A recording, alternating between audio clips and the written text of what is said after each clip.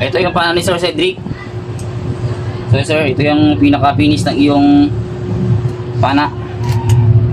Kaya sa mga nakikita sa mga ibang upload ko, ayan, may naka double band yan supporter. Ayan, may talian dito na siyang pipigil sa hook na to, para ang hook na to ay hindi bumangga dito sa may stopper, hindi masira yung pana niya. Ayan, pakita ko sa ito pa paano load.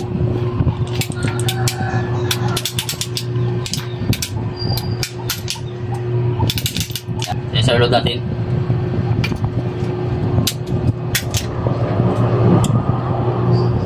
So yun, nakaload na. Isa pa. Pag nag-load lang sila, hawak lang dito banda. Yan dito banda, hawak lang dito banda. Kasi umaangat yun eh, umaangat ng konti yan yung rubber, yung shafting kapag inom natin itong rubber.